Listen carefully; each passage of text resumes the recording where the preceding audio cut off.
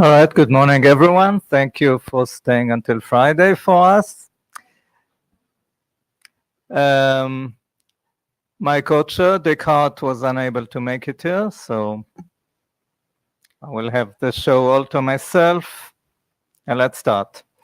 Please notice the note well. Everything we talk about is covered by IETF IPR rules.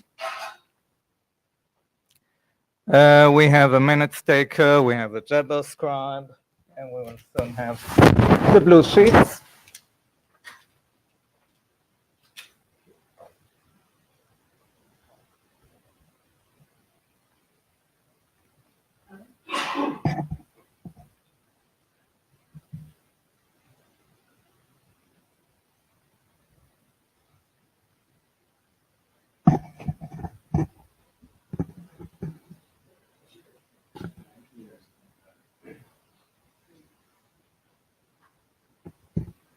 And while we're at it, I'd like to thank our outgoing AD, who obviously took an early flight home, and welcome our incoming AD, Ben. And let's start. So, since the last meeting, we progressed the first working group document, the set format document to ISG. Should be going into IETF last call soon. And today we will spend most of our time discussing the delivery draft/drafts, if that's what we decide to do. But first, I'd like to ask if there are any questions about the agenda.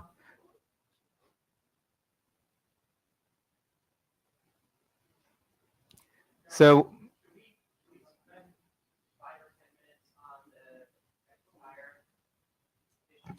can you please speak to the mic? We do have one remote participant. Annabelle Backman, Amazon. There's been some discussion on the list just in the past couple of days about the EXP claim in SET and whether that should be not recommended or recommended. Do we want to make 5 or 10 minutes for that? So I was planning to do that, assuming we have someone who can represent Marius's concerns on that. So that would be you? I think I can make a stab at it. All right. And then Phil asked for a slot, again, if we have some time remaining, to say a few words about SSTP, the new proposal that is submitted just tonight. So again, if we have some time remaining, after we finish talking about the main meat of the meeting. So next is Mike.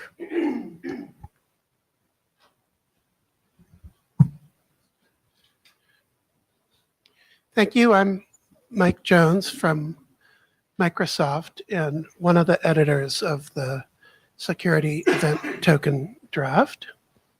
I have 2 slides, one of which was the title slide. So let's go to the second slide. Let's do that.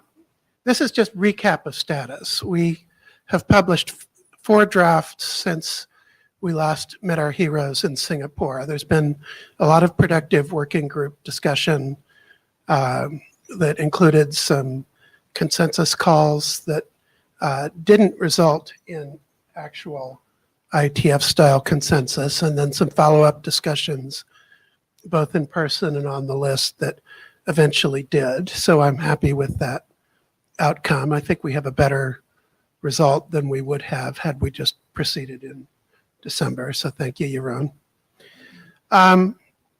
Among other things, we tightened up the claims definitions in numerous ways, partly due to input from Annabelle and Dick.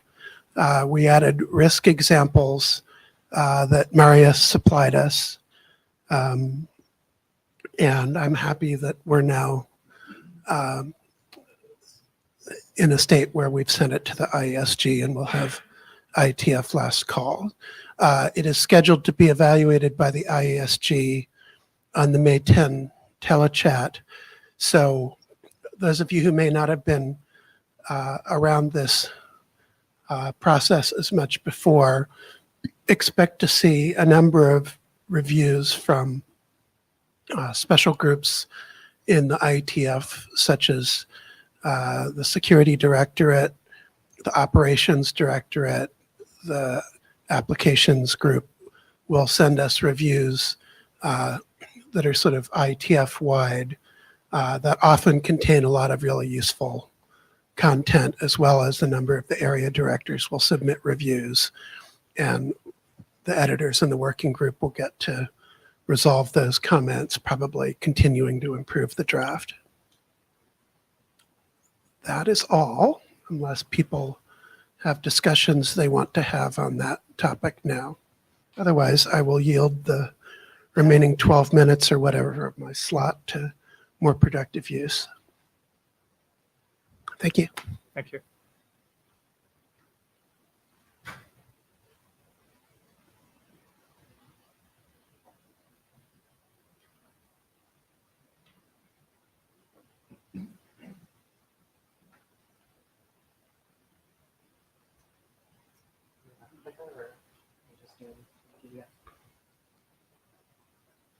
It works. Well, there's actually no reason why it should work. So no. If it works with PDFs, So it only works with yeah, slides. it'll need to be manual. Okay, well. Annabelle Backman, Amazon. Going to be talking about the set token delivery using HTTP draft, which is currently one draft, and as Yaron alluded to, may or may not end up becoming two drafts. Next. For those of you who haven't necessarily read it, aren't necessarily familiar with it, what we're talking about is a protocol, or actually potentially two protocols for delivering sets from what we're calling an event transmitter, the party who has the set, probably the party who generated it, to an event receiver, the party that wants a set. We have two mechanisms for this. One that focuses on, we're calling it HTTP push. The transmitter is making a request to the receiver to send the set to them. The other is HTTP poll, where the receiver is making requests to the transmitter to retrieve the sets from the transmitter. So go next. Just kind of walk through these real quick. As I said, with HTTP push, it's a transmitter sending the set to the receiver. They make a post. The receiver replies with a 202 if they accept it, or a 400 if they don't. Just quickly walk through what these look like at the protocol level. You just step through these quickly. Yeah.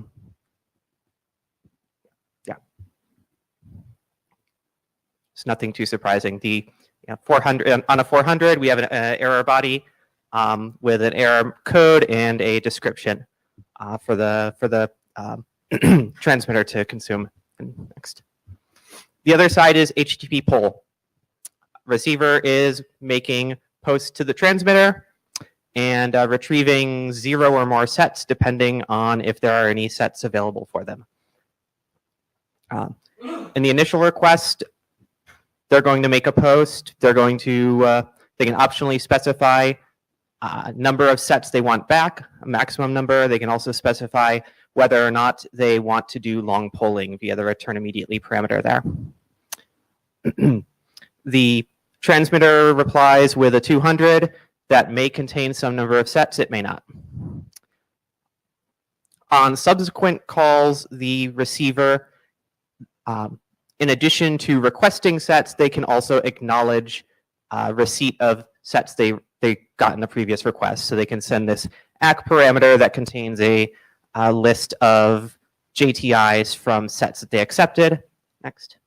They can also send this set error parameter, which is a map of JTIs to error responses for those sets. So you put that all together. This is what a request from the receiver might look like. They can specify max events. They can say if they want long polling. They're acknowledging they're specifying errors, and hopefully they get back some sets from the transmitter. Next. So where are we at with this? We had a new draft published just a few weeks ago. One minor open issue, one major open issue. The minor open issues, there was a recent question around how do we want to handle error codes for in the push scenario. Currently, the spec says we're just going to return 400 for everything. Do we want to do something different? The other open issue is we have two protocols in one spec. Which one's MTI? What are we doing there? We'll get into that. As far as implementations go, Google has push implemented. Amazon is working on a push implementation, should have interop with Google on that probably this summer. I understand from Tony that Microsoft is or has implemented poll. I don't know if Mike can clarify that.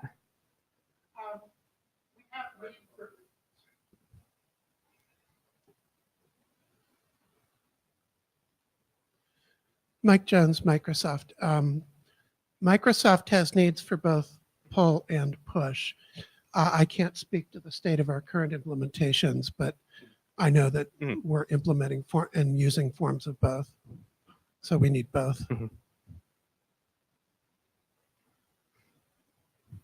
Okay, so next. So let's talk through the error open issue real quick.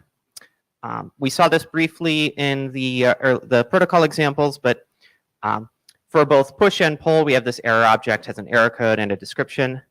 Or next. In the push use case, requests by the transmitter are going to be responded to by the receiver with either a 200 or a status code 400, regardless of what the actual error message is. It was raised on the list that maybe we could be more specific with our status codes here. A couple of things came out of that discussion so far, namely that for two of these, we could actually specify a 403. This error is probably actually not needed, and we can get rid of it. But that still leaves everything else as a 400. So there's kind of still an open question. Is it worth doing any of this? Do we just want to stick with 400 for everything and be consistent? Or are there actually other status codes that we're not thinking of that we could use for some of these use cases? Phil Hunt, document editor, and from Oracle. Raise a caution here that this is similar to issues we've had with redefining JOT attributes for a different purpose. What happens in 403 is you're redefining something that HTTP has defined. It also causes a problem that you can't tell the difference between an authorization error and a JWT error. So I'd advise against redefining 403 in this way. Thanks. William Dennis, Google. We actually had a similar question come up with the device flow draft in OAuth, where we had like a slowdown that could have fit into one of the HTTP ones. We ended up just keeping the 400 in that case.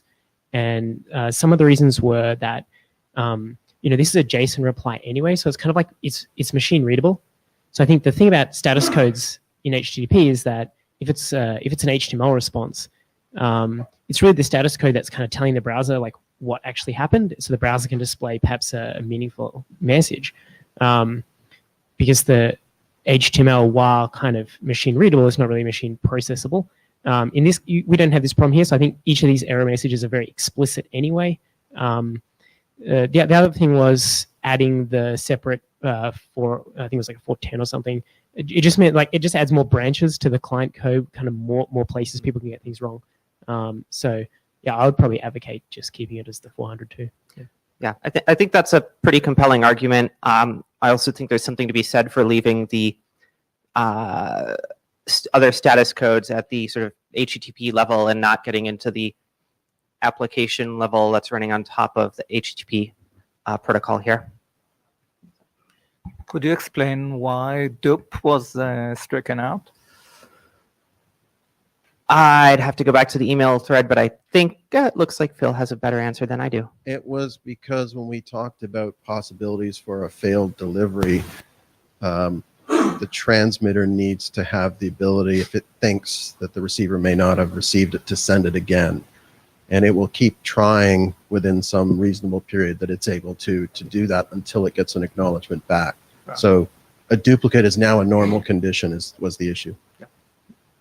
Right. So I think we don't have, I think the draft does not currently make clear that that's the case. And so that's probably something we need to update, is to add some language about idempotency of sending a set to a receiver. I'm pretty sure it's clear. It's just that we're all remembering from the past. That's really the issue. That's possible.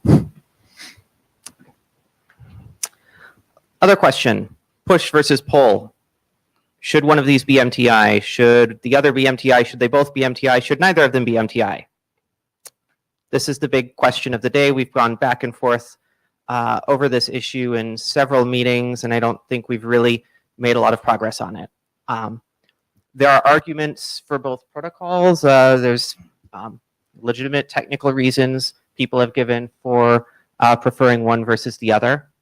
I think the biggest concern that's been raised for polling, why people would not necessarily want to use polling, is there are scaling concerns there.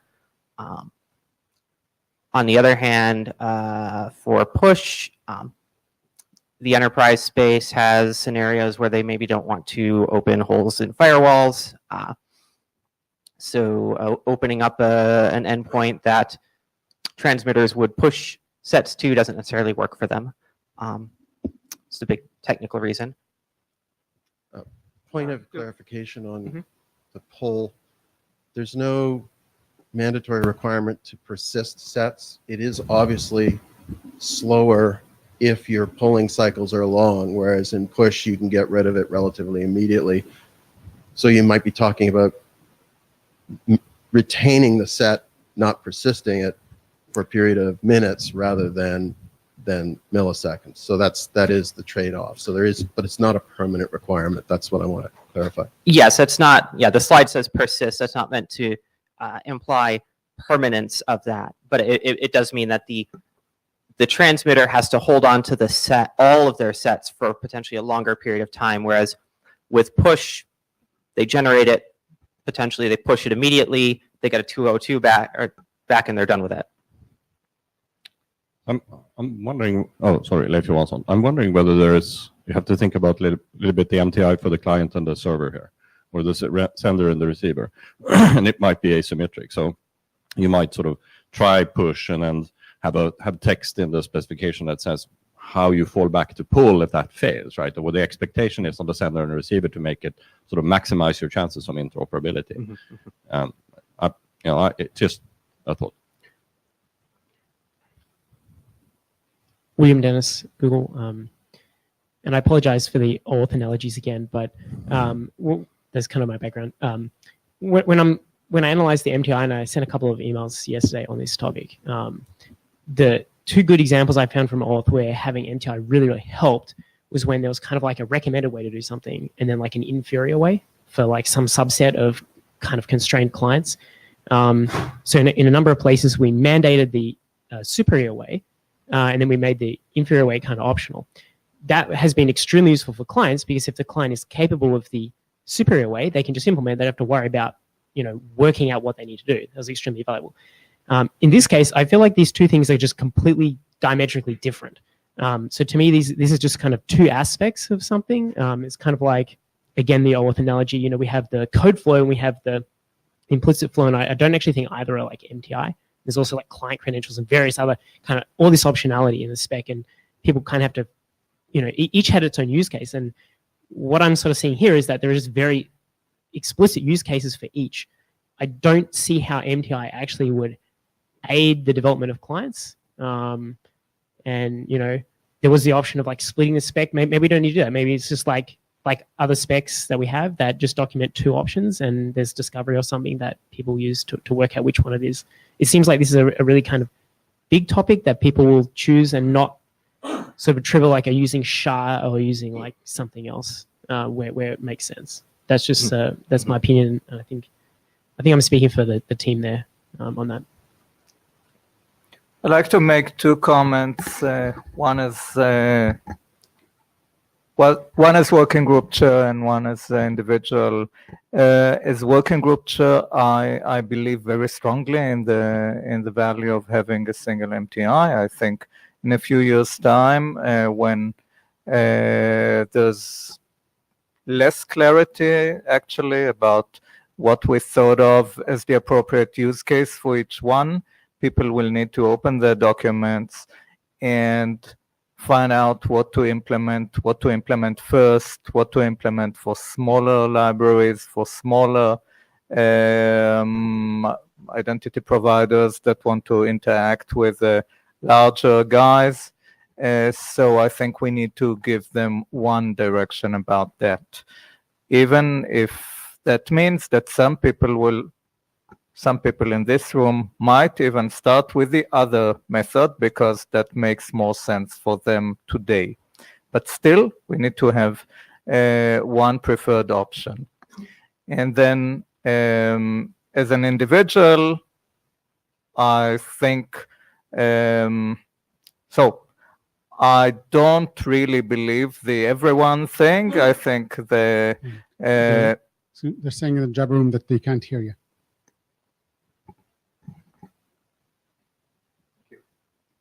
So as an individual, I think the question of firewall holes is not as problematic as it's made out to be here. And so I don't see a problem with having push as the MTI. But again, as a working group chair, I just want one. I don't really care which one it is. So just a flip side to something you said there is talking about a few years down the line when a lot of these conversations and these arguments are forgotten. The flip side to that is a few years down the line, we'll have a few years of implementation experience. And I think a much better idea at that point of which of these protocols make sense in what circumstances. Ultimately, the answer for the little guy who wants to work with the big guy is they're going to implement whatever the big guy implemented, like 9 times out of 10. Yes, but we're going to have multiple big guys, and we still want to send a signal. That's what standards are about. Hi, Phil Hunt again. There's a lot of cases I think we're considering mainly that are due to federation. Those cases, when I look at logout, are relatively simple. When I look at other cases, we're talking about interconnecting highly proprietary and highly secure security systems. So we're not actually talking about an age of sharing security signals between security centers, which the methods behind them are restrictive. They're the keys to the castle that everybody has. And I'm expecting severe network restrictions. Another category is that many people are classic business customers who are on a trend to close firewalls further, not open them. Their argument is if we're moving services to the cloud, what's left inside our castle is even more important, and they're reticent to open it. So regardless, I see network challenges. Oh, and the last category was there are some Internet of Things cases that come up, gatewaying issues, you see TLS 1.3 issues that limit choices. So push seems simple now, and I agree it's the more performant one. But in terms of agility, about usability, I'm worried. So I'm thinking in terms of applicability and agility in general, and trying to balance the needs of saying, let's just solve federation and scope it to that. I think if we're here at the IETF, solving federation is not the majority.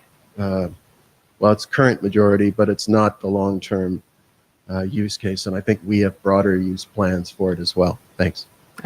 That all sounds to me like a really good argument for not trying to institute a single MTI set delivery spec. As you noted, I think there's going to be use cases for set for which neither of these make sense, and for which they may not be using any delivery method at all. You mentioned IoT. I think that's a great example of where push and pull both are probably not going to work in their current design. Correct. Phil, again, I think my hesitation is not based on, I agree with you. My hesitation is what will the broader IETF community accept, and based on what William's told and in my personal experience over the 10 years,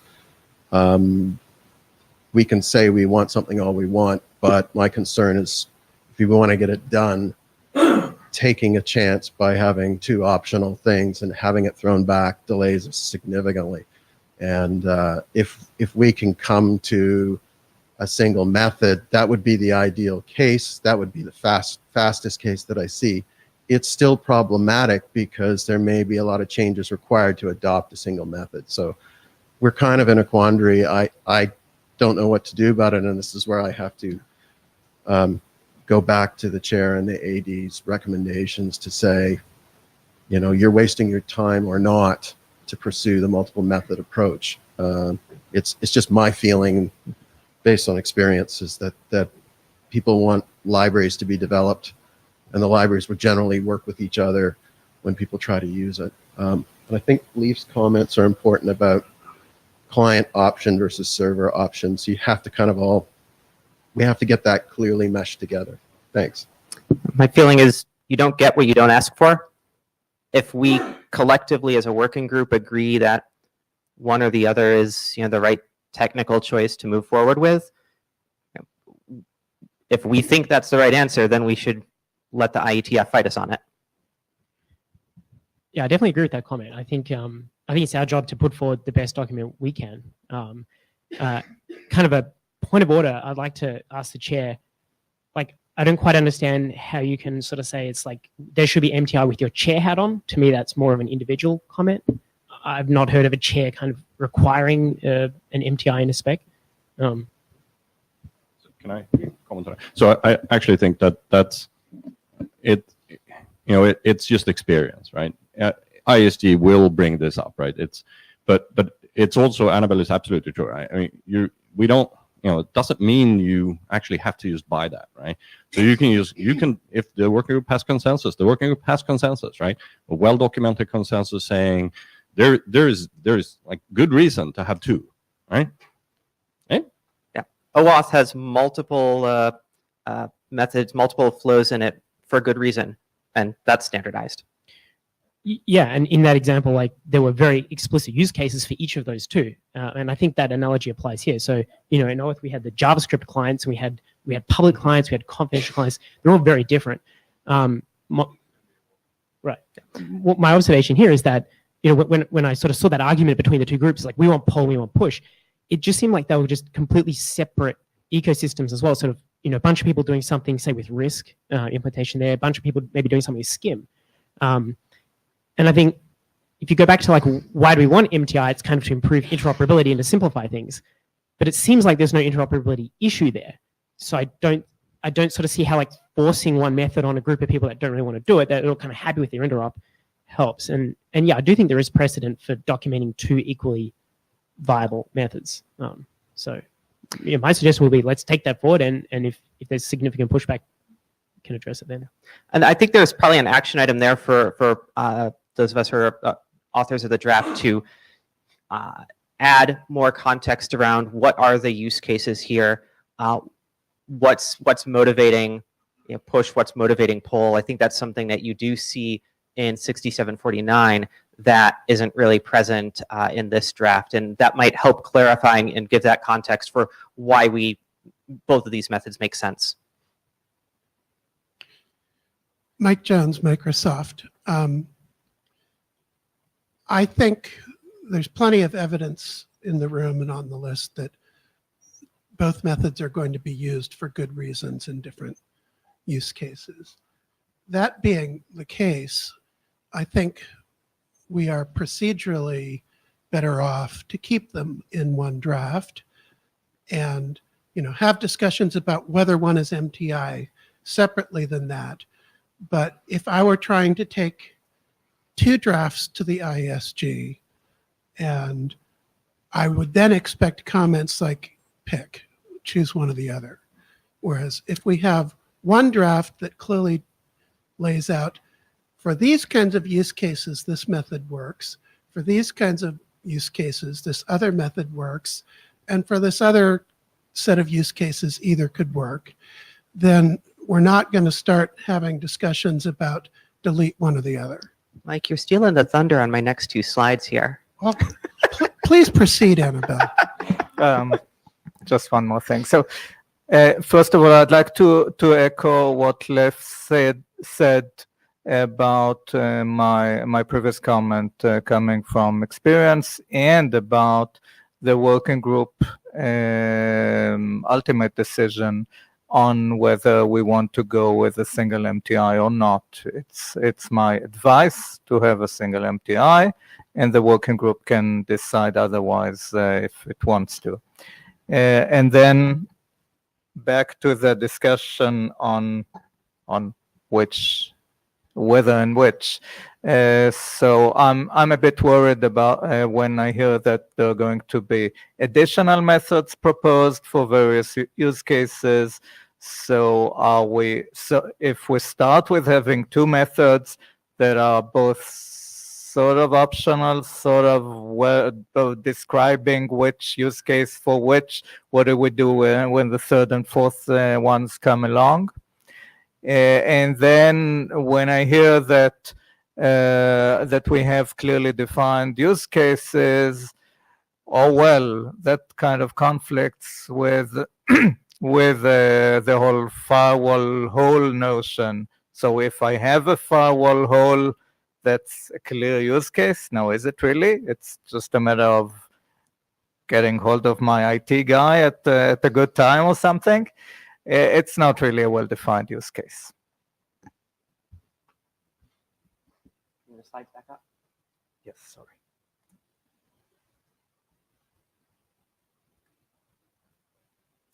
So let's look at a bunch of slides about what we just talked about. Yeah. So briefly, before we get to the ones we actually just talked about, one additional option that's been brought up, particularly for the kind of the firewall use case, is the idea that a lot of those clients may actually be operating through sort of a service provider acting as a proxy between their systems and the event transmitters that they actually want to get signal from. So as you can see in this example, we've got transmitter talking push to the proxy service provider who's acting as an intermediary receiver. On the other side, you have the receiver polling the proxy service provider to get those events. So in this scenario, you're still doing push and you're doing poll, but it's a question of who's implementing what. The transmitter is only implementing one of these protocols. The service provider is implementing both, but they're implementing them in different directions. And the receiver is also only implementing one of these protocols. So even with 2 protocols and people wanting to implement different ones, you still got ways to bridge between them that, you know, if the use case is there, the industry can provide. I saw this posted on the list, and my reaction, it's Phil Hunt, by the way, again, was it doesn't address the interoperability issue because you still have interoperability for the receiver. It has to be standardized. It does, I think it's a natural consequence, though, as a negative of having 2 methods, that then we can expect complication in network architectures of needing mediators between the methods. So I see this actually more as a problem than a solution. I'm not sure how I think it describes the problem more than it does the solution, and I guess I'm stumbling because I'm not sure where we go with it on that one. Thank you. Yeah, I think if I remember correctly, I think Adam Dawes was probably the first person to bring up this approach. And if I understand it correctly, he's putting it forward not as a replacement or a reason why we don't need to standardize poll. We would want to standardize both push and pull, so you have standardization on both of these links. But the proxy service provider acts as a bridge between the two. So people have made claims that, well, everyone's going to have to implement poll anyway. With the intermediary service provider solution, that may not actually be true. So, other option we've already talked about, splitting the draft. We could do that. There are consequences, though, which we've also already talked about. Thanks, Mike. If we split the draft, what happens when we get to IETF? Thank you. There's concerns, Yaron's brought them up. We've talked about them at length, I think, by now. That's something we have to think about. So, kind of summarize where we're at with this. I think it's worth us considering stepping back a little bit and considering some kind of lower level questions. We talk about wanting a single spec for MTI, or a single MTI spec for interoperability. What do we mean by interoperability? Is it reasonable for us to say that everyone or a significant consensus of implementers or users of SET are going to be able to agree on a single delivery method for that? Personally, I think at this point it's probably too early for us to say, but we can talk about that. Separate from that question of whether can we or can't we? If we can, do we need to? Does IETF process mean that we have to? What's the consequences if we don't? Yeah, that's all I've got. Anyone else have any other questions on SET delivery? Then I think we can move on to the next set of slides.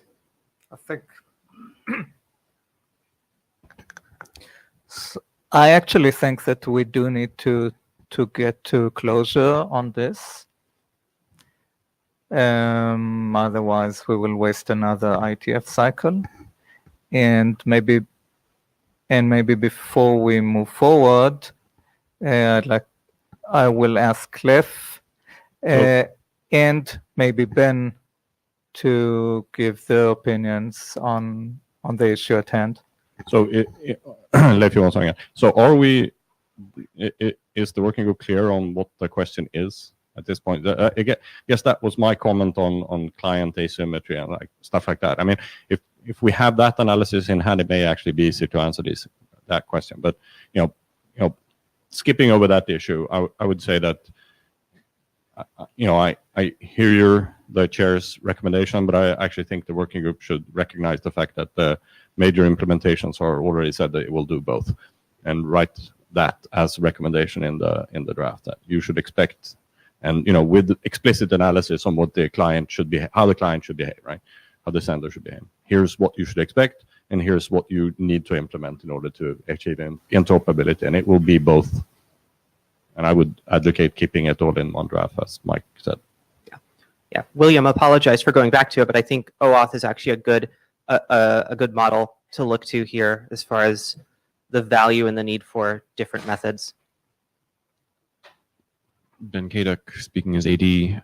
So, I mean, Yaron is right that it is frequently useful to try and push for a single MTI solution that's best for interoperability in general.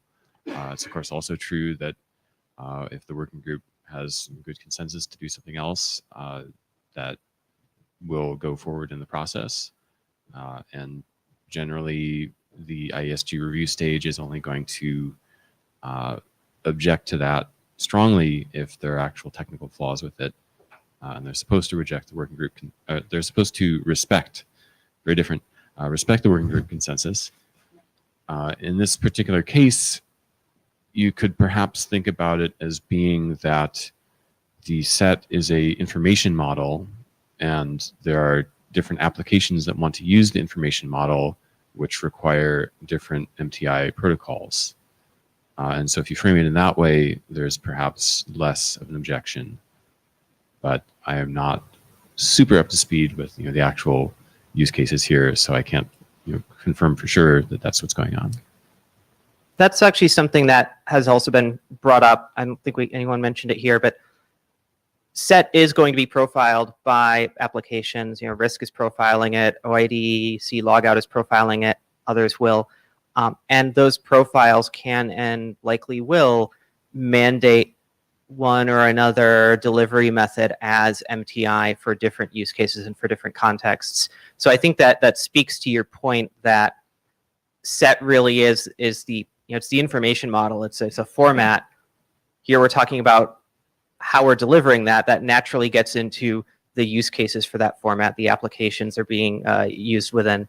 And yeah, I think that's where we do get into a lot of risk trying to say it's all going to be one way or the other.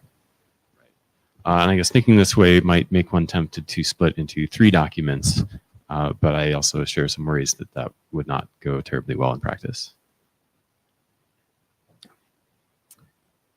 Any other questions or comments on SET delivery before we move on? I'll take that as a no.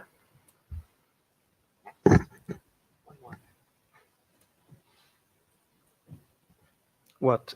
The next presentation? Oh, yeah. No, so I suggest that you take a seat. We will take a few hums, and then we'll move to the And next then I'll one. come right back up here. Mhm. Thank you, Annabelle. There's a hum too. Did you catch that? So my rather ambitious plan is to take 3 hums, one on whether we want a single MTI method. If the answer is yes, which one it should be, whether push or pull, because these are the 2 ones that we actually have on the table. And then a hum on whether we want to split the draft. Comments, objections, questions? I will clarify the hums more as we move into them, but please.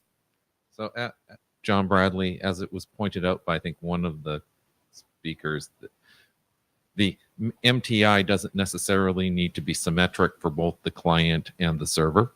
So it's confusing to me, your question, is this that there should be a single MTI that both client and server must implement?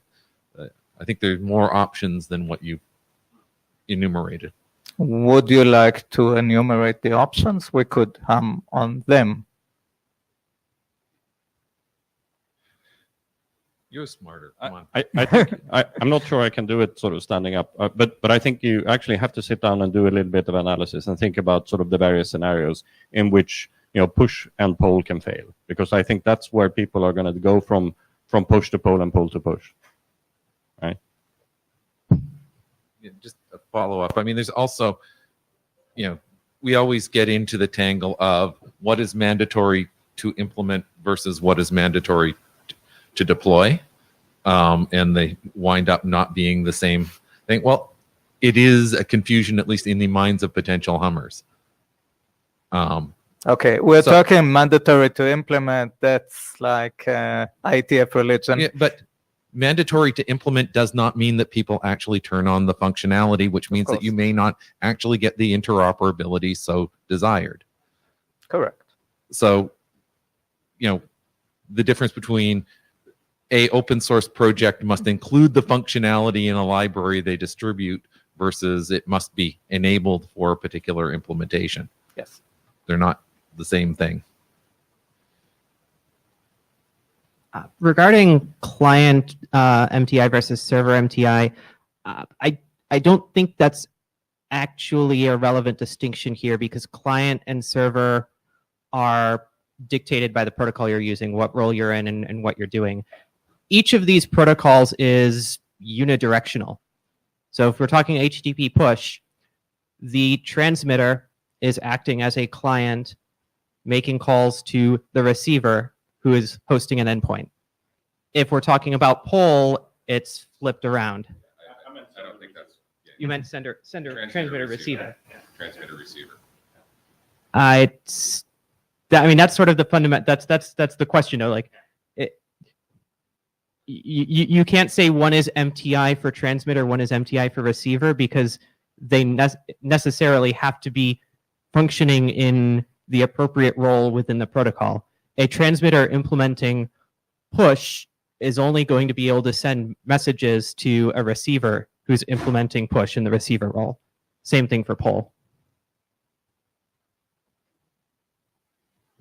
Hi, Justin Richer. So I think that we could approach this hum in a couple of different ways. It's we may want to take a hum specifically from the perspective of the transmitter. Say, should push be implemented? Should push be MTI for transmitter? Should poll be MTI for transmitter? If we wanted to, we could take the same hums from the perspective of the receiver. In addition to those, I think those two, at the very least, are necessary. And people can hum for both if you think we should have both, or you can make that a separate option that both should be MTI. To Annabelle's very salient point, though, the receiver doesn't really have a choice here. This is not the kind of protocol where you can like try one and then negotiate the other when it fails. It's either going to be there or it's not, because they are just drastically different models from each other. That's the whole confusion about client versus receiver and stuff like that, right? So I think, in my view of looking at this, that MTI from the client's perspective is dictated by whatever, see, I'm doing it now. MTI from the receiver's perspective is dictated by whatever the transmitter supports.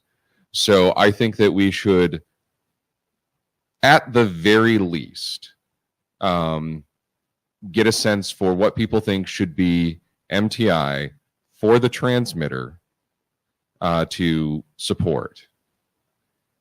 If we want to do all of this other stuff for clarity on top of that, sure, but I think this is the fundamental question, and it's a narrower question than what was being asked before. So transmitter, Phil Hunt here, transmitter and receiver are, the app layer concept. The way you have to look at it, or I look at it, is that at the receiver's perspective, they have a choice that boils down to HTTP. Are they able to be an HTTP endpoint or not? So if you're a mobile app, probably not. If you're an IoT device behind a number of gateways and security things, probably not.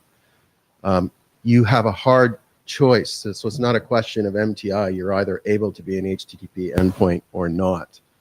The server, the transmitter, if they want to share events to both of those classes of custom clients that, receivers that receive events, some of them can be an HTTP endpoint and some cannot. So I think what will naturally happen is major issuers or transmitters will have to do both, but certain clients, if you're building an IoT device, you're only going to be able to implement one, because that's all you have to work with. So clients have the optionality, but not really. They're driven by what they can do. And so MTI becomes a bit nebulous, and that's why we're having trouble with it.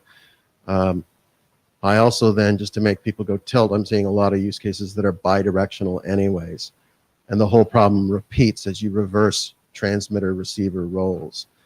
So that's something to think about how this evolves and where complexity lies. But in general, those that are behind some network restrictions are going away. I understand, by the way, Yaron's comments about the firewall. I was that way 2 years ago when we started and was behind push all the way. I'm finding it's a hard no. They won't do that. It's a little bit like TLS 1.3. They're getting rid of things that support man in the middle. That's now a hard no. So, and it's the same thing that are happening with many firewall configurations. While the device and the standards support it. The deployers do not. So we have to worry about that. So I think a lot of what Phil said is actually about the confusion between mandatory to implement and mandatory to deploy. And in practice, mandatory to deploy is going to wind up with everything, because that's what people will have to do in order to handle all the use cases. I actually came up with something else, but I find myself agreeing with Justin. I think that it's a good question to ask to hum on mandatory to implement for the transmitter, because I think that's sort of the core library function that everybody has to support. Another option is to do a hum on whether we actually want to try to avoid the MTI discussion by saying both, and do that hum first. But I'm sort of in Justin's camp here and say, let's hum on mandatory to implement for transmit. Annabelle Backman, Amazon. I think we should be careful about making assumptions that transmitters are going to have to implement, both protocols or all protocols. Implicit in that is the assumption that every transmitter is going to have use cases that require both, and that may or may not be the case. There may be transmitters who don't care about and don't have use cases for getting events from clients who can't act as a HTTP server. There may be applications for SET where that concept just doesn't apply. So it's a little presumptuous at this point to assume that regardless of which is MTI, that every transmitter is going to have to do push and pull. You pointed out the IoT devices, and if you think about the MTI, that's actually the IoT devices there is very important, because that's where you want to do minimal implementation. You want to do what is the smallest possible implementation you want to do, and then you want to only implement the MTI algorithm and nothing else. If you implement the MTI implementation in your end, and you probably, as I say in IoT, you usually talk to some bigger device. The bigger device can implement both or whatever it wants. And I don't know actually what the IoT device are going to be using. Is it more useful to use the pull or push for them? I don't know. Depends on the application. That actually makes it very hard, I think, to understand which one would be better for them. But usually having single MTI is better than having multiple, because that makes it easier. And even if you say you don't have to deploy it, but if the code isn't there, you can't even change the configuration to get them to work together unless you have one single MTI that is implemented, or at least one single MTI that's implemented both ends. We'll cut the line after William. Annabelle Backman, Amazon. I think for the IoT implementers, there are a lot of strategies that they tend to. I've seen them employ and working with them, in our context, that protect them from these sorts of decisions. Frequently, we've seen, regardless of whatever protocol, whatever standard protocol we want them to be talking to us with, inevitably they'll plumb everything through their data center. So their IoT devices are all calling home to their systems that they can control and they can update, and then they'll talk whatever protocol to us. So, to some extent, I think as far as the device side code is concerned, they're largely insulated from these kinds of discussions. William Dennis, I agree with that viewpoint. I think this comes down to, again, the kind of the application of this set delivery, and that there are different applications for it. So I don't think we have like an IoT use case that's sort of a generic set delivery IoT use case that anyone has been discussing. So I think, again, it's application specific, and therefore the usual kind of interop concerns don't necessarily apply, because it's kind of constrained to the application domain anyway. I think we're expecting that there'll be profiles of this. So as you said, risk will likely have a profile that says, with risk, we're using set, we're using a bunch of events that have been defined by set. We're going to mandate push for that particular profile. And so that's the application that, that governs the interop for that, for that group of people. And any IoT device using risk, can then rely on that profile and the mandatory things specified by it. Okay, so I think it's time to move to a hum. The first hum will be on the question of MTI for transmitters. Thank you, John.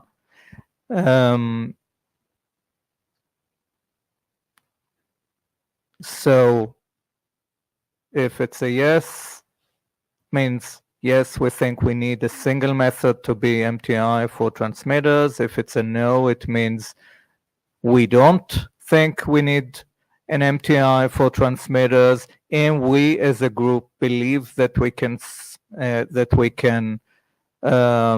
specify, we can define use cases and the actual usage scenarios for each of the two methods on the table. Yes, John. Justin, Richard. Justin. It's okay. Apologies. John gets credit for most of the stuff I do anyway. Yeah.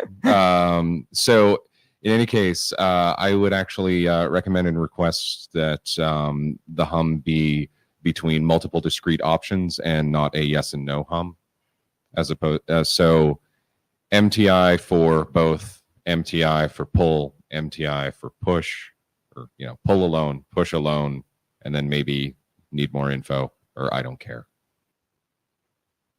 So that would be third my would be recommendation no for the structure. MTI, I suppose.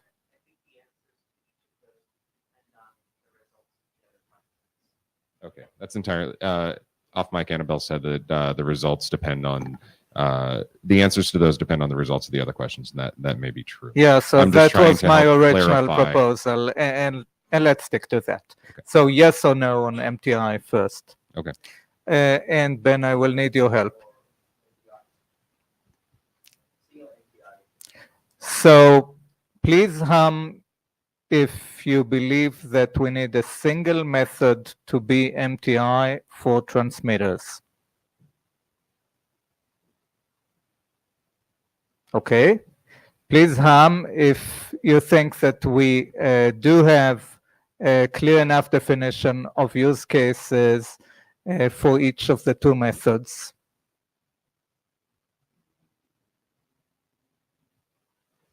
Okay, so the group, not too many hums, but well enough, I think. So the group believes we can go with no MTI and that we can actually specify in the draft. That's not what I hung for. Please go to the mic, Justin. You see, this is why I was asking for more clarity in the hum. I hummed for 2 MTI and not 0 MTI. I think those are different options, neither of which is 1 MTI, which was the first option that didn't get any. So that's why I was asking you to make it explicit. Yes, Annabelle. Annabelle Backman, Amazon. Yeah, I think the follow-up hum then should be who thinks both of these should be MTI. And a further follow-up, versus who thinks no we should split the MTI. spec. Yeah. Fair enough. So please hum now if you think that both push and pull should be MTI.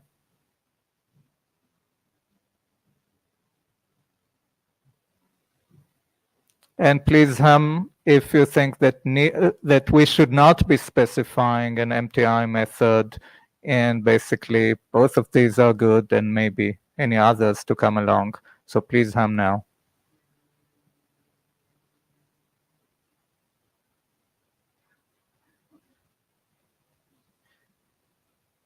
Sounds sort of half and half to me.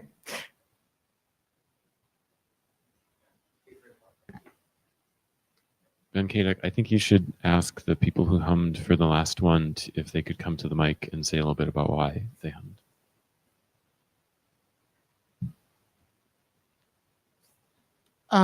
Mike Jones, Microsoft.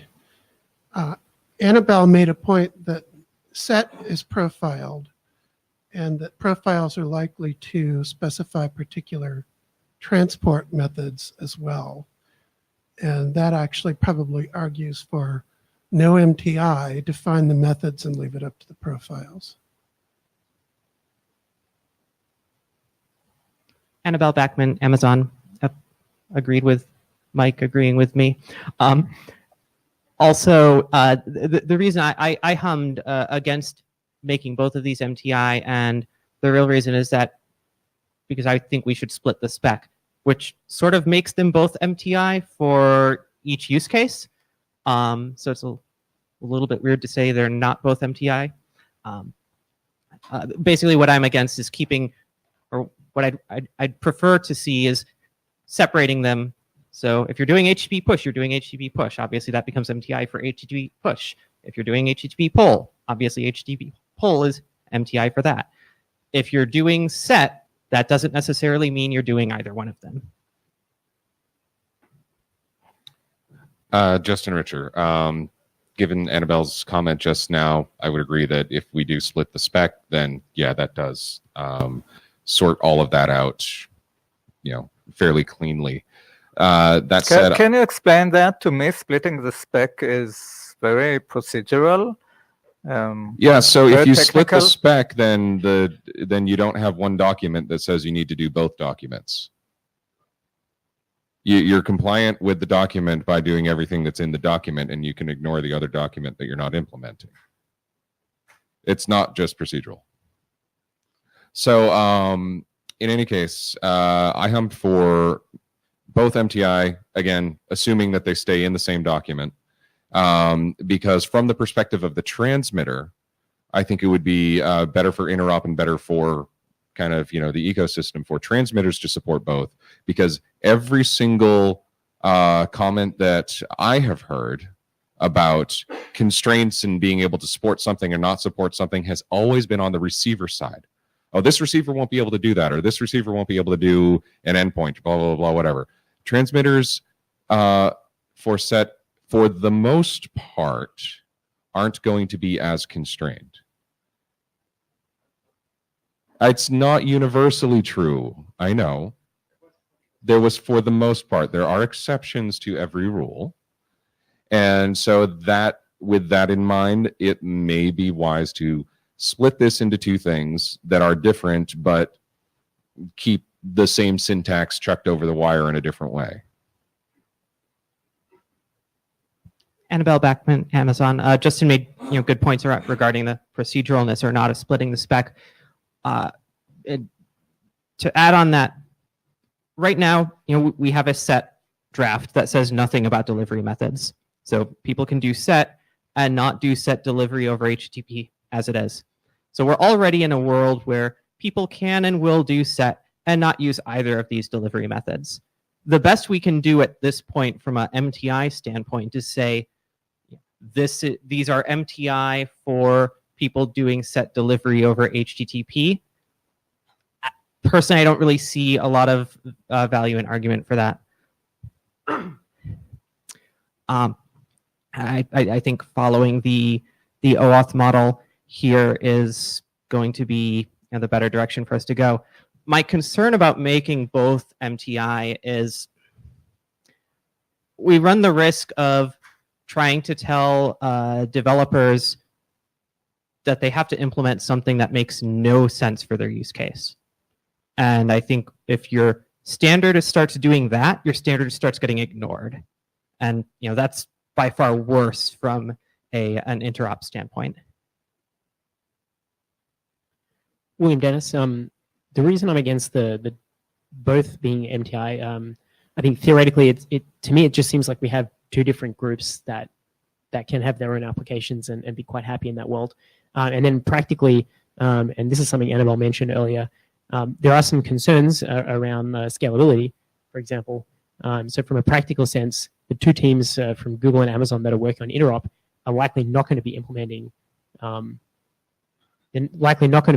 pull. So from a practical sense, it'd be good not to mandate something that we don't plan to actually do. Right.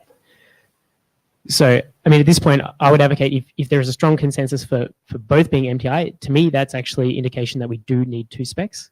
Otherwise, I think neither. That'd be my position.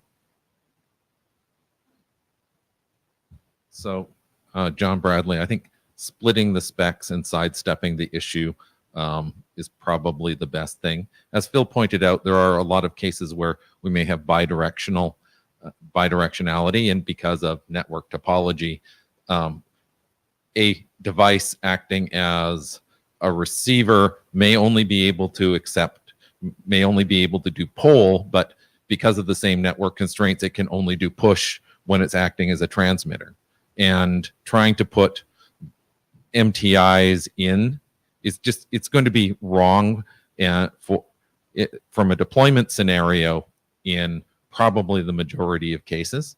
So I think it's just simpler to let the profiles deal with it and split the specs.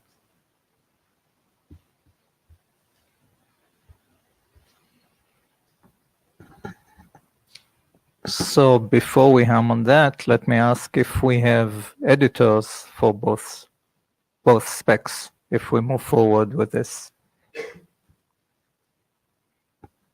Annabelle Backman, Amazon. I'd be happy to edit the push spec.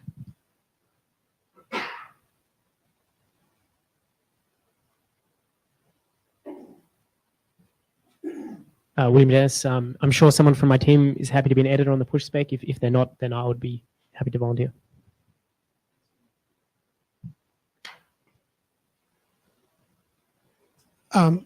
Mike Jones, Microsoft. Part of my concern with splitting stuff is there ends up being, when you're specifying multiple delivery methods, a bunch of stuff that's common between them, and then it makes it harder for developers to read. Both if you duplicate the information and try to keep it consistent with, which is a nightmare, or if you only put it in one place and refer to it from the other, both become harder to read than a single spec. So I'm trying to think, what can we do to make developers' lives easier? And I don't think we should split it. Ben Kaduk. So Mike, do you think that still applies even if there's 3 documents and so the common parts are in a single standalone document that is hopefully easier to read? Yeah, I mean, one of the biggest complaints about the Jose work was that we put all the algorithms in a separate draft than the places that uses them. So for instance, all the signature algorithms are in 7518, even though the generic signature is in 7515, and it confuses the heck out of a lot of people. So my experience is no, don't do that again. Annabelle Backman, Amazon. I think if you look at the 2 delivery methods in the draft now, the 99% of the overlap between them is set. So it's already in a single place. The only other thing I can think of that that both methods use is like the error signaling, and most of that I believe is coming from JOT anyway. So if that's the concern, I'd suggest we go look at the draft and see if there realistically is actually any significant overlap between the 2 at this point that isn't already standardized somewhere else. Channeling Marius, he'd be happy to stay editor of push, and also wants to comment that currently there is little commonality between the 2 methods. Annabelle Backman, Amazon. If need be, I'd be happy to edit poll as well, since we have a bunch of volunteers for push. I think it'd be better for somebody who is closer to those use cases to do it, but if we don't have any volunteers, I'd be happy to do it if it means that we can move forward. Thank you, Annabelle. Do we have anybody who's closer to the poll use case who's willing to edit?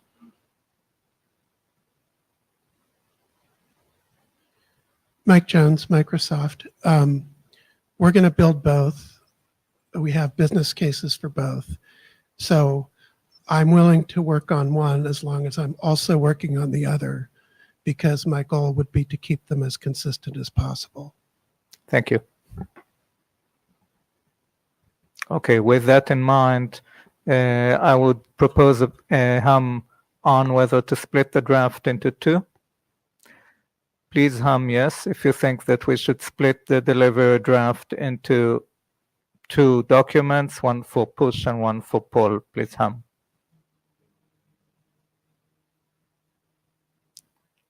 Please hum if you think we should leave it as one document.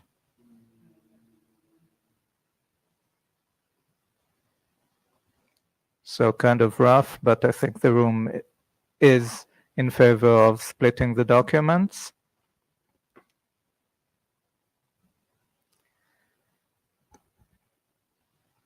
And unless there are objections, I think this wraps up this discussion. So no MTI, 2 documents, you as a transmitter implement one or the other or both. Or neither. And with that,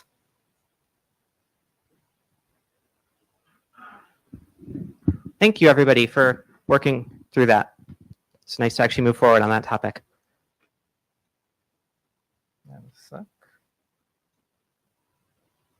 Okay, so this is a little bit different. Some of you may recall around the beginning of the year, there was discussion over whether we want to change the format of the security event token. And one of the elements of that alternative design was this idea of subject identifier types. At the time, it was discussed, hey, maybe this is something we should standardize within SET, but not move forward with a totally different SET draft. That was discussed on list, never went anywhere.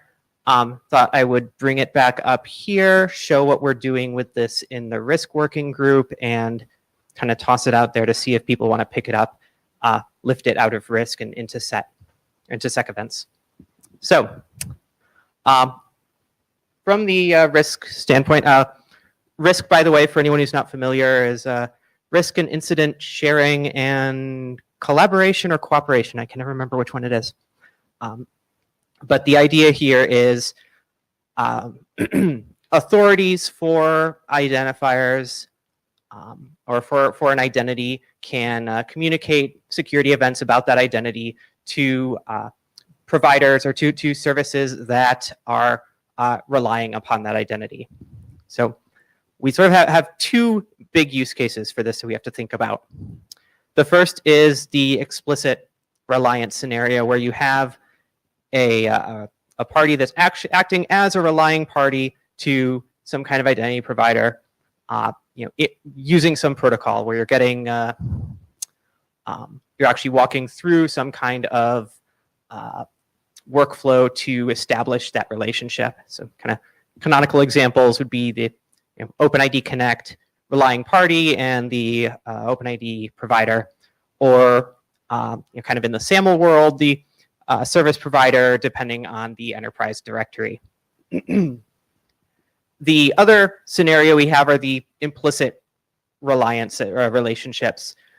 This is somebody like Amazon who depends on everybody's email provider implicitly. We don't have formal OAuth-based relationships with them, but we use your email as a recovery mechanism. So if your email account gets compromised, then that potentially impacts other accounts. So there is this implicit dependence there.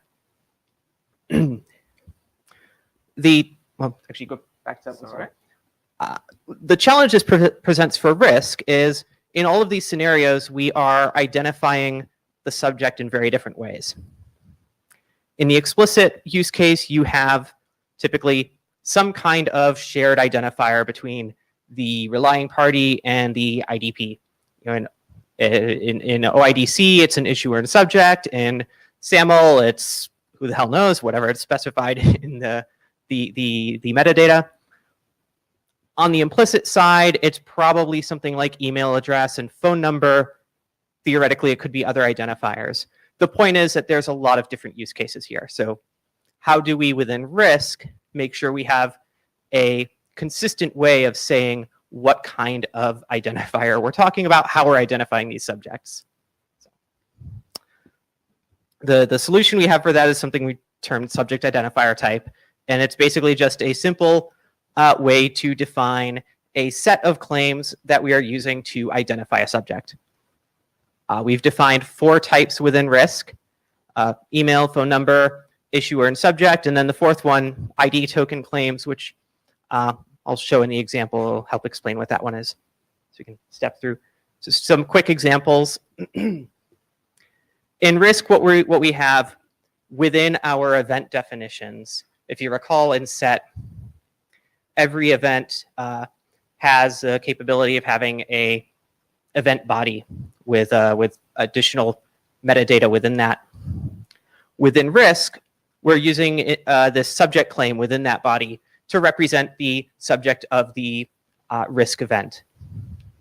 This allows us to have this kind of multi-part subject where we have n different claims that collectively identify the subject. One of those you can see is subject type. That tells us what kind of subject identifier type we're working with. And then everything else within this subject object is the claims for that type. So step through that. Phone, pretty self-explanatory. Issuer and subject, again, here you can see we've got both issuer and subject claims here, so we know who we're talking about. Importantly, note that the issuer here could be different from the issuer of the set. That's why we're specifying it here. There's no guarantee that the system or the entity that is generating the set is actually the issuer of the identifier. It could perhaps be the relying party who is transmitting events back to the identity provider. And in that case, they want to communicate who they're talking about, what subject they're talking about in a way that the identity provider is going to understand. And the best way for that is this existing shared identifier that they already have. So. The last one is this ID token claims. This is a use case that is important for in the explicit space. As much as we would like as identity providers for all of our relying parties to be performing account linkages based on issuer and subject, the standardized identifiers, that doesn't always happen. A lot of times they will just use email or phone number or some other other claim that is theoretically unique to establish those linkages. And if that's the case, then they're not necessarily in a place to be able to use just issuer and subject. So we introduced this ID token claims type as a way to say, here are all the claims I know about this entity, about this subject. I know you're using one or a couple of these to identify the subject. So here's what I know I've shared with you. You figure out whatever makes sense on your side. Next. So the question, or the reason I'm presenting this, as I said, we talked about this earlier in the working group in the context of a different token draft. We opted not to go that route. Risk has since pulled this concept down to our working group. It's in our draft of the risk profile of SET currently. People had expressed interest in the idea, so we want to raise the question: should do we want to take this work back up into SecEvent and make a, say, SecEvent subject identifier type draft, something along those lines? Now, and I'll note within risk, we are defining this in an open way. We're defining an IANA registry for these things. So theoretically, we could standardize it in risk, and other people could use it, but it might be a little bit weird. Mike Jones, Microsoft. Per the in-person discussions at Cisco when we had the editors meeting, I would be thrilled to work on this with you because I think it's of general applicability. You actually just made an argument why it has to be in the IETF that you may not realize you just made, because if you're defining an IANA registry, it must be an RFC. That's a good argument. Specifications cannot do that. They can't define an IANA registry at all?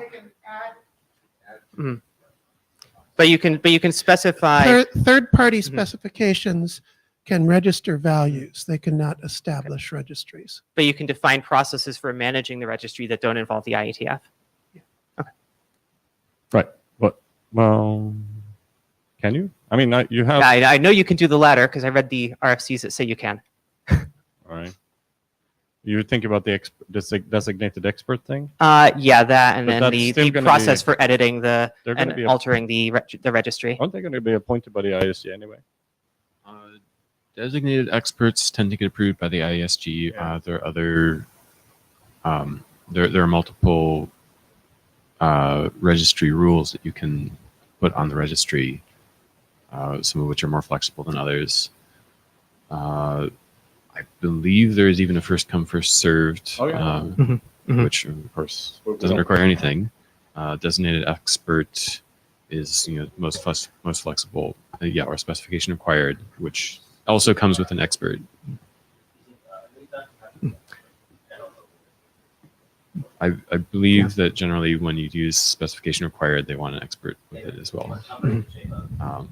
Sorry to interrupt. I think we're a little bit in the weeds here because the proposal on the table is to actually have it as a SEC event document. Yeah, I came up here to support that. I think it's an excellent idea, and it should be expert review policy, I think. William Dennis. I also support moving this to the IETF. And on the IANA registry, one thing I've noticed, a lot of the OpenID Connect specs, I think they're registering using specification required. So that seems to work. John Bradley, I'm involved both places. I'd be happy to work on this here. I think it's a useful thing. It's just easier, I think, because of the IANA registry issue. Otherwise, it probably wouldn't make very much difference which place we did it. So are there any objections to having this as a working group document running with? Well, there isn't a draft for just this right now, so I don't know if we can ask exactly that question, just from a procedural standpoint. But I'd be happy to make an ID that is focusing on this and then submit it for that. So you were planning to take it out of draft Backman? Yeah, I already took it out of draft Backman SEC event token and put it in whatever the name for the risk document is right now. I'm happy to pull it out of there and put it in something else, put it in its own document. Okay, so I'm not hearing any objections. Annabelle, please publish an individual draft with this material, and we will probably progress it to a working group document. Great. Oh, we can, yeah. So let's do it like that from day one. Cool, thanks. Thank you.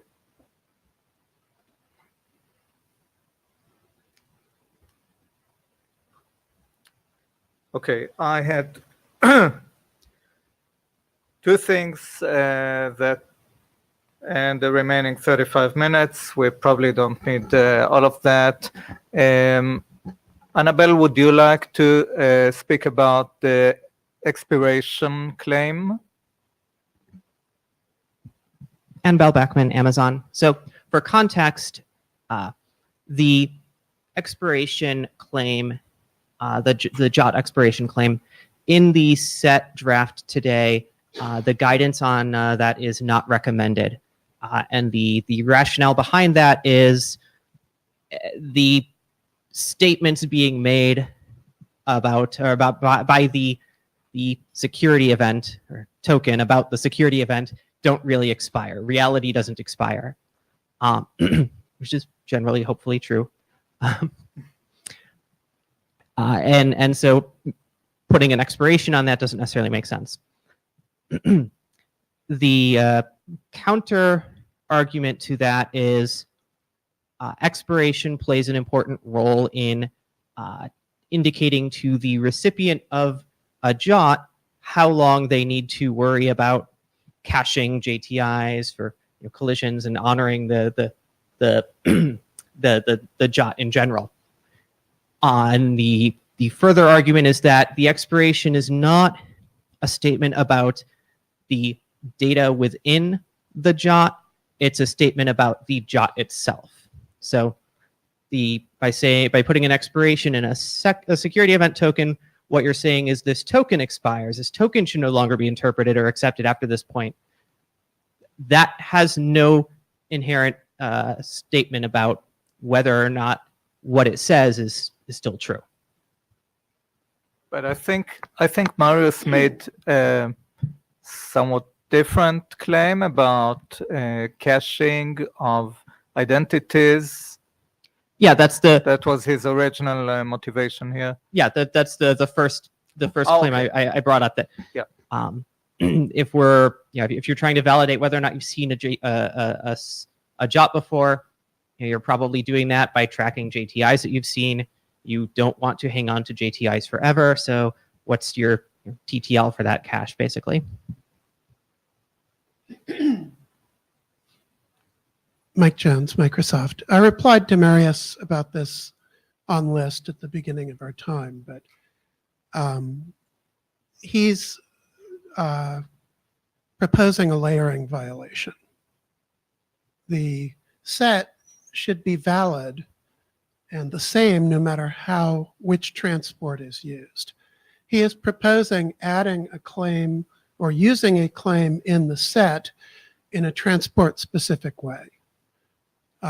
If the transport protocol uses caching as a cache lifetime hint. Whereas if you look at most transport protocols that do support caching, HTTP being probably one of the most well-known, the caching information is provided as protocol headers, not in the content being communicated. So you don't add stuff to the HTTP body about caching. You add stuff to the HTTP headers.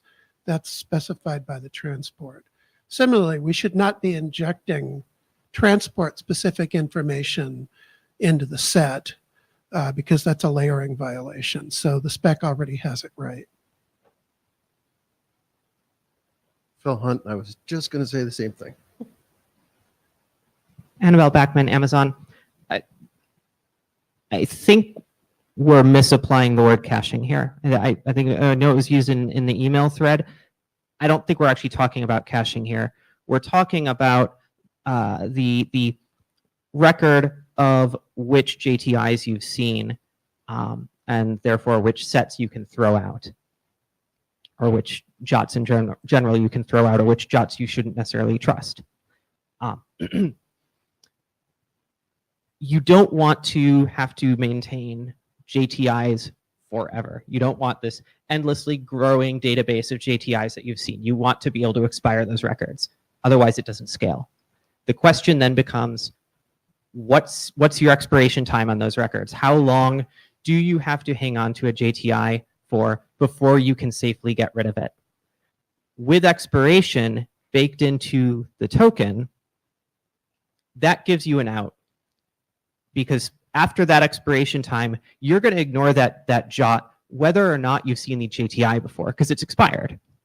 So that gives you an upper bound for what your expiration time, or a lower bound for what your expiration time needs to be. So yeah, it was called caching. It's not really caching.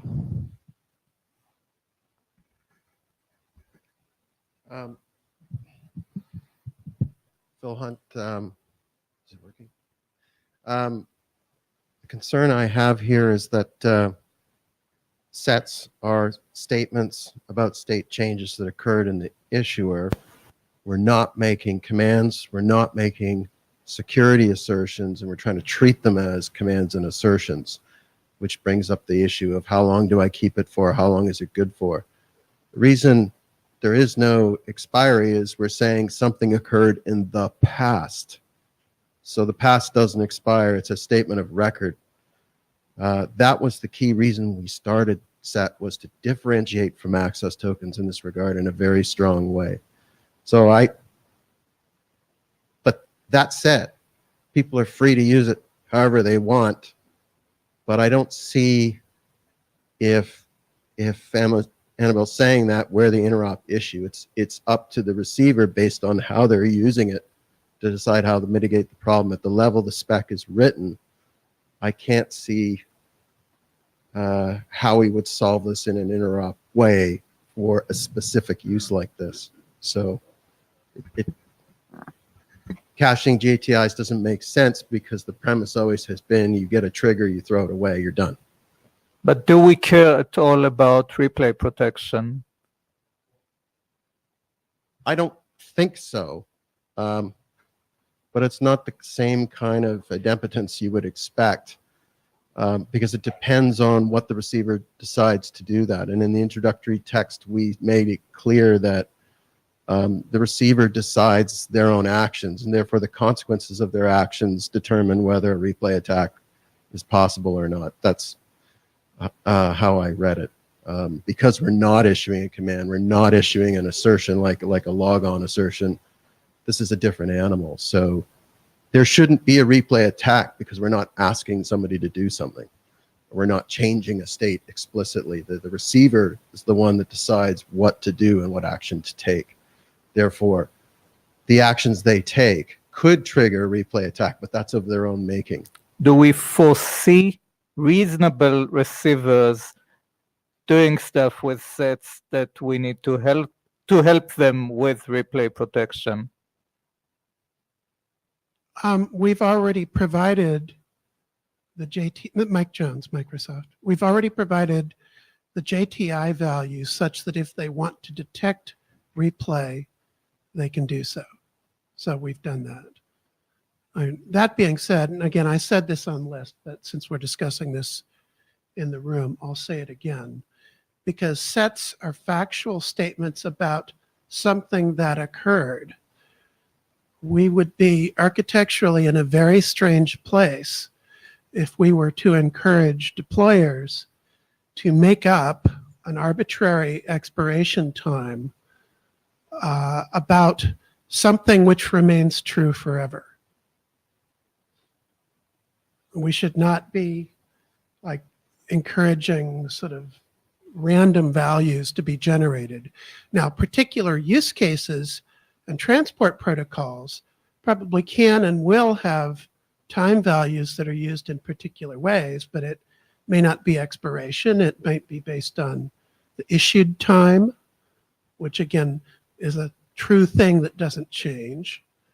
There's deltas that lots of protocols use, but it would be a layering violation for us to try to jam that into the JOT. Hi, channeling Marius again. Transport was used as an example to guide the value of EXP expiration claim. No transport injection was meant. Such replay attacks are a real issue regardless of transport method.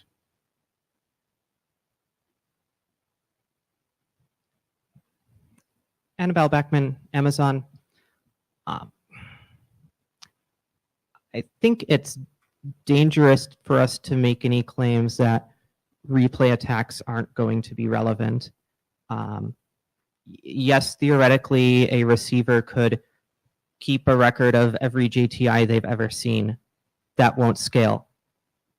There's a reason expiration is in JOT and not ID token. It's clearly intended to be there for more than just assertion token use cases. And I think the use case we're talking about here is very much in line with what is described within JOT itself. John Bradley, I'm going to disagree with Mike slightly. The reason why we added JTI was to be able to detect receiving the same token multiple times without having to sniff through lots of different fields. So that, sometimes that's a security concern. Sometimes it's just you may wind up having processing errors, processing the same thing twice. The expiry was intended to be you should not receive process this token if you receive it after this time. Not that the content of the token is invalid, which is, I think, that the information in the token is no longer valid, which I think was the point that that some people were making. But if you don't have some period at which point you will no longer process the token based on time, then as Annabelle points out, you have an infinite list of JTIs that you must keep. And that just isn't practical from a deployment point of view. So there is, when JTI was created in light of having the expiry time, the interrelationship of those, as pointed out, is that it's not a layering violation. It's how long do you need to keep that list of JTIs to successfully detect duplicates. I think that's a perfectly fair use for it. I think we may need to be clear that you shouldn't interpret the expiry as being the information contained in it's no longer valid. It's just that you can't receive it anymore for processing reasons, which is sort of the way that we sort of simplified some of the many fields in SAML, not on or after and various other things, into expiry. But expiry is intended to be the processing time for the token, not when the information expires.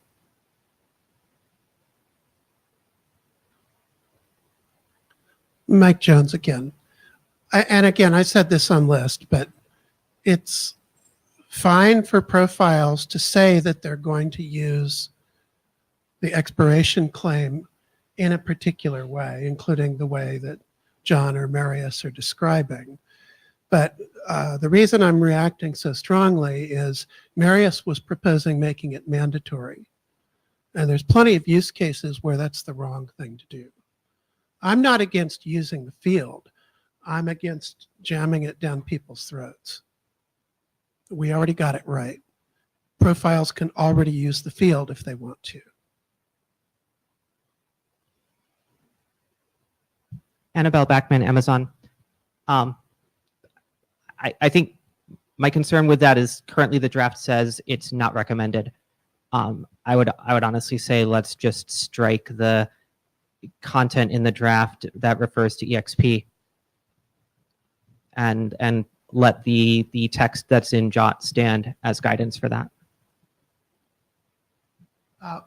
Mike, responding directly to that, one of the problems with striking that is there's other places in the draft where we had working group consensus to use the lack of EXP as one of the ways of clearly breaking any ID token implementations so that there couldn't be confusion even in the absence of explicit typing.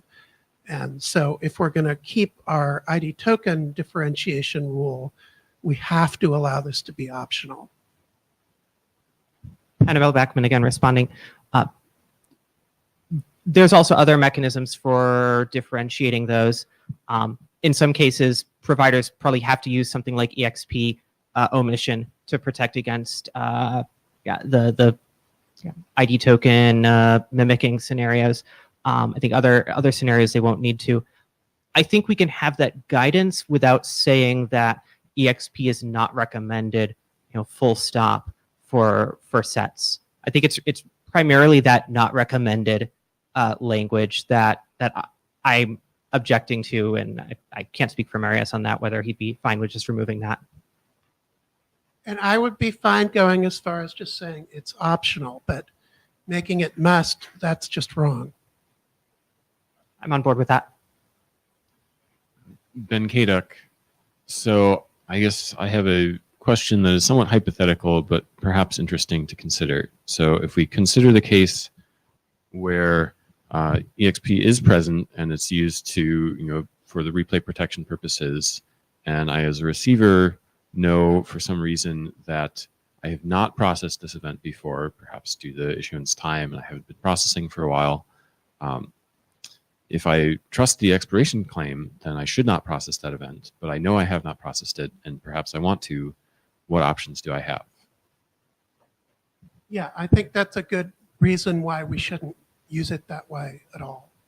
Well, so one particular path would be if I could give it to the set issuer and say, is this still valid can you reissue it with a later expiration time?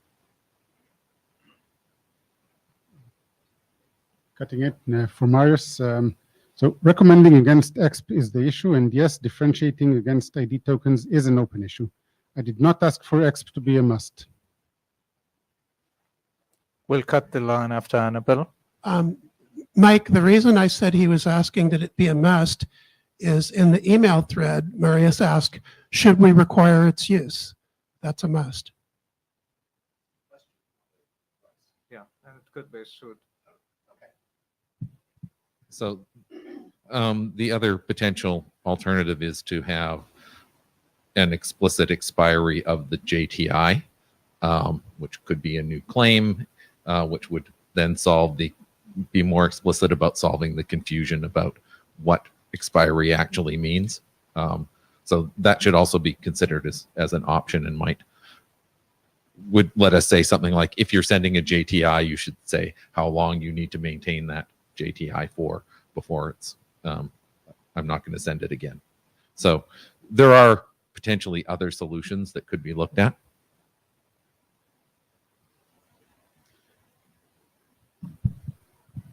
The reason EXP was not recommended was a group decision, and at the time the group decision is that we were not using it the way JWT defines it, and nor would we redefine it. We made a lot of changes to stop redefinition of JWT claims. So I would, as your editor, counsel strongly against changing that text at all. I would prefer, if we have to put it in the set, a new attribute be defined for this new purpose, assuming we can come to an agreement on it. This strikes me as more of a transmission issue, and I think it maybe should be in the HTTP layer as part of the caching header recommendation. It's not really part of the set. We're in the publication process, and yanking it back doesn't seem to be that smart, because we just open the doors again and we're not finishing and we're not moving ahead. Let me clarify this point. So the document is going into IETF last call, where everybody can make comments, including ourselves, of course.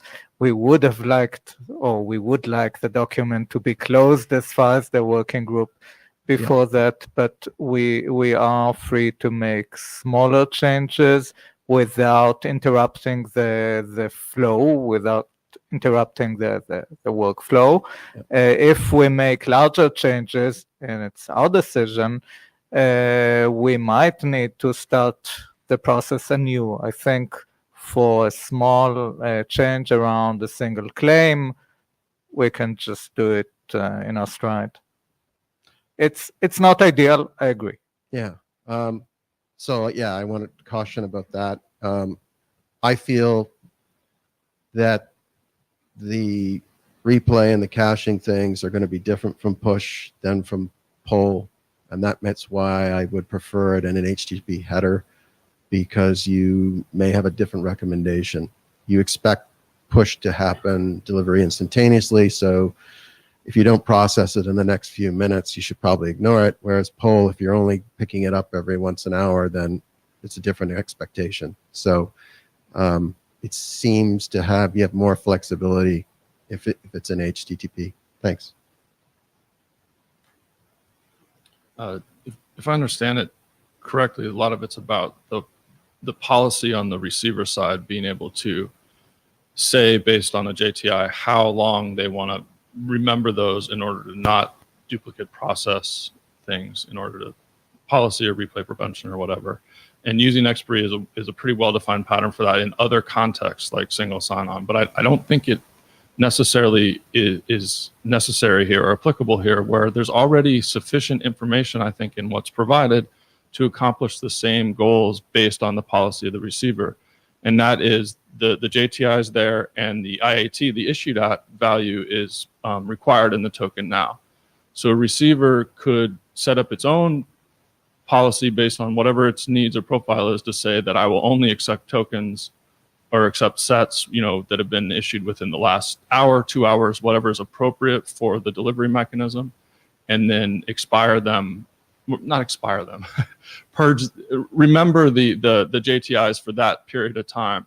So I think that there's sufficient information already available to implement the kind of policy that Marius is looking for through the introduction of EXP without using EXP at all, but relying more on the issued time of the token itself, and maintaining its own internal policy around how to do that. And that also takes any onus off of the sender to dictate to the receiver how long it needs to remember things or anything like that. It puts all the role of the policy and the needs on the system that's going to be dealing with it.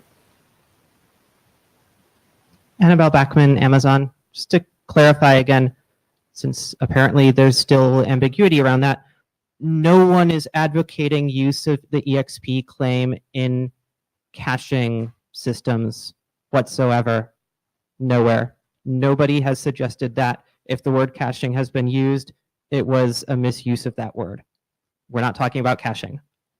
On that note, as far as I'm aware, HTTP has never been concerned with issues of replay attacks. That's not something that we try to address at that level. And bear in mind, we're not introducing expiry here. Expiry was introduced in JOT. What we're saying is there are valid use cases for using expiry as it's defined in JOT with sets. The question is then, is there actually a strong argument at the set level to say, no, you can't use expiry, or no, you shouldn't use expiry as it's described in JOT when working with sets? And I don't really see that here.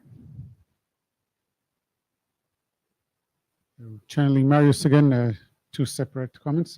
First, separate claim sounds good. JTI expiration is not transport specific.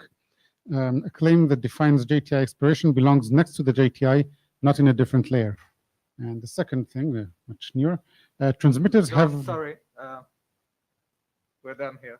Transmitters have retry strategies and periods that the receiver cannot easily take into account if it decides on its own for how long to track JTI. All right, so to conclude this discussion, I don't think, well, we obviously are not ready to take a hum on anything concrete.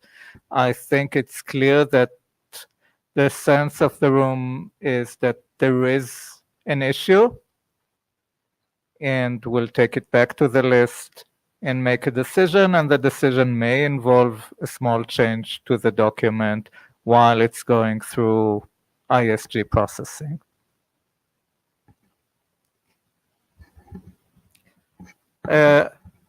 Last on my list of optional things to do, Phil, would you like to say a few words about the document you submitted tonight?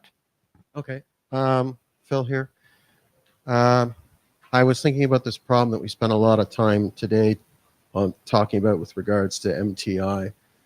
A week ago or so, I looked at how do we change optionality of methods to solve the problem of HTTP client, who can be server. So I took the draft that we had and merged the two methods into something that's now called, that I've called symmetric set transfer protocol. It actually turns out that a lot of things peel away and simplify. At least the draft is smaller. It's symmetric in the sense that the parameters used in request and response are the same regardless of which direction you're sending. We also end up with the possibility of having not only push mode, pull mode, but now you can do push-pull, which means if you get to the point where we have a lot of cases for bidirectional communication, you can have that. The key benefit, though, is we change optionality in the spec from two completely separate methods to one method that, understandably, from the standard perspective of push, is slightly more complex because you have the ability to send more than one set in one post, but that's really the only change. in the previous delivery draft. The error signaling remains the same from the delivery draft. Everything else is unchanged. It's almost 95% backwards compatible for poll. The one parameter I changed, I simplified one parameter that was there. The max events was changed to return events, so it's a Boolean now. Nothing else new was introduced. So I'm not saying it's the solution, but it might be a compromise that gets us to a single method that can be deployed in both cases. Your choice here is to choose whether you want to be a client or a server, not which protocol you use. So information can flow either way, independent of which HTTP mode you're running in. So that's one possibility, and I throw that out there. I understand that the push people aren't that thrilled with it. So, but it does get us to a cleaner single MTI, I think. So it's there and it's on the table, and I invite you to look at it. It's now published. Yeah, and I see push people not lining up, and I suggest we do not discuss SSTP now. It was just yesterday submitted. We're not ready to discuss it now. Even if we're familiar with it? Even those who are familiar with that, because the room needs to be familiar with it for an effective discussion. Can I give an advisory comment? Please don't. I do want to apologize to the group for not releasing it earlier. There was the closed zone time, but I wanted the discussion to proceed on the current draft. I still support the delivery draft going forward if it can. And I did not want to distract, but a number of people encouraged me yesterday to get it on the table. So there it is. Anything else? Any other issues? If not, then we're done. Thank you very much.